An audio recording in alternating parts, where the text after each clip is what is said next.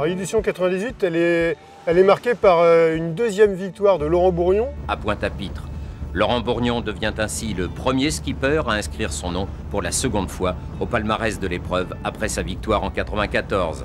Laurent Bourgnon, c'est un grand marin qui a remporté la deuxième étape de la mi-transat sur un coco. Il a remporté la solitaire du Figaro en étant bisu. Il avait traversé l'Atlantique en catamaran de sport en arrivant en même temps que la route du Rhum 86 à côté de Philippe Poupon. C'est un grand personnage que j'ai eu l'occasion de rencontrer il y a quelques années à bord du trimaran Sopra. C'était au départ d'un Grand Prix de Lorient. Et il se trouve que j'étais, à l'époque, j'étais préparateur, mais plutôt préparateur balayeur, on va dire. Et j'avais une petite mission de bricoler sur le bateau. Et Laurent est arrivé en avance. Il était venu vers moi et puis il m'avait demandé comment il pouvait m'aider. Alors moi, j'étais extrêmement surpris puisque c'était le skipper du bateau à ce moment-là. Et il était venu à mon niveau, venir me filer un coup de main sur des petites choses. Et j'avais trouvé le personnage extrêmement intéressant de pouvoir faire ça, puisque c'est assez rare d'avoir un grand navigateur qui vient et puis qui te propose de prendre ton tournevis et puis de t'aider. Donc cette image-là m'avait beaucoup marqué.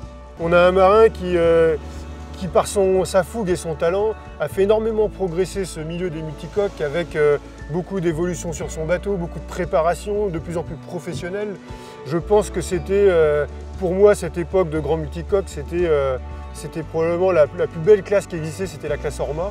En 98, on avait au départ des Paul Vatine, on avait des Alain Gauthier sur Brocéliande, qui avait quand même un plateau énorme. Laurent, lui, partait sur un bateau déjà ancien, puisqu'il était déjà au départ de la route du Rhum 90. Et donc, ce bonhomme nous remporte cette édition une deuxième fois. Donc une grande et belle victoire. On a une victoire de Hélène MacArthur, qui remporte l'épreuve en monocoque. Et c'est le premier bateau à toucher la Guadeloupe, ce qui est extrêmement impressionnant, puisqu'au départ de cette édition, on avait 18 multicoques de très gros niveau, tous des bateaux extrêmement bien préparés. C'était l'apogée de cette classe, qui était la classe Orma. Et on a Hélène MacArthur qui coiffe tout le monde à l'arrivée, puisqu'il y a eu beaucoup de casses sur cette édition.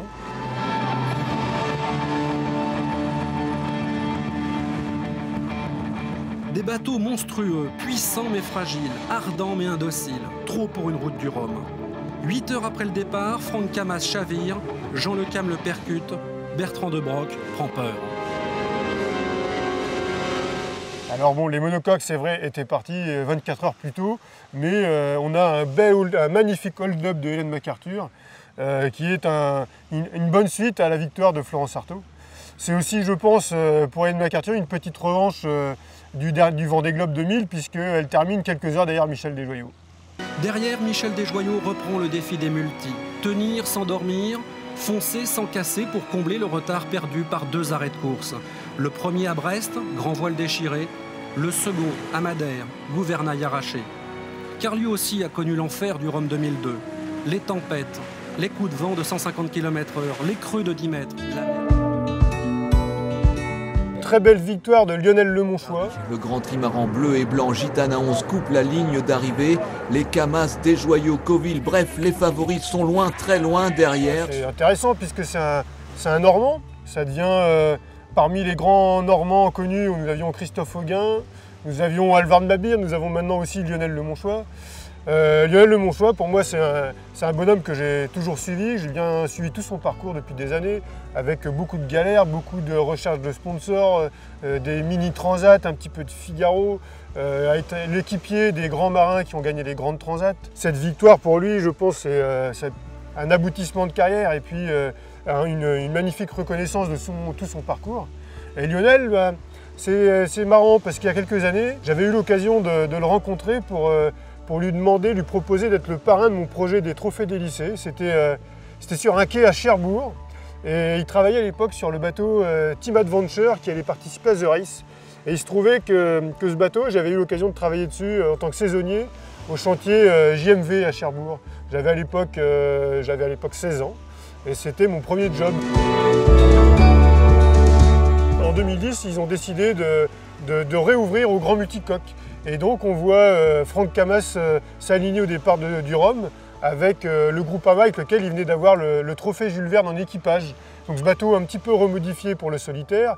Il avait installé un vélo pour pouvoir régler ses voiles mieux qu'au moulin à café classique. Lui, il pédalait pour pouvoir régler ses voiles.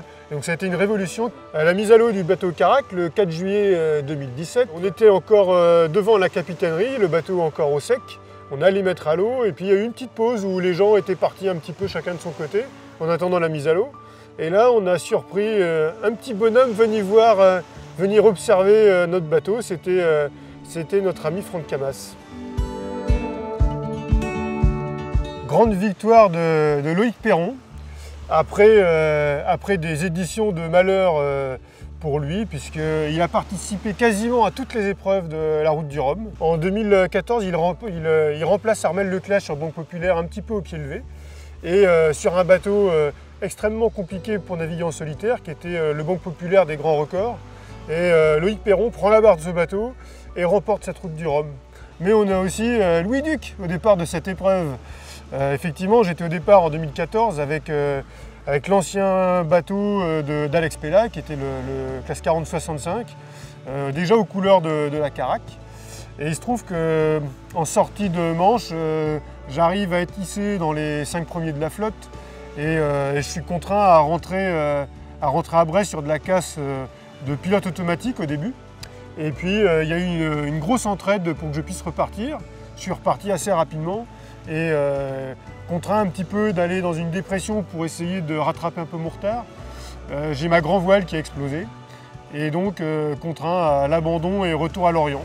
Et suite à cette édition-là, la Carac a été solidaire avec notre projet et a décidé de nous accompagner un petit peu plus tard dans la Transat Jacques Vabre 2015 avec Christophe Lebas. Et donc c'est le début d'un beau partenariat puisque 2 ans plus tard, on a mis en construction ce magnifique plan lombard, le classe 40 de Carac 150, qui sera au départ de la prochaine édition avec un objectif de victoire comme beaucoup d'autres marins. Et donc rendez-vous assez rapidement maintenant sur les pontons de la route du Rhum à Saint-Malo pour la suite de toutes ces aventures de la route du Rhum.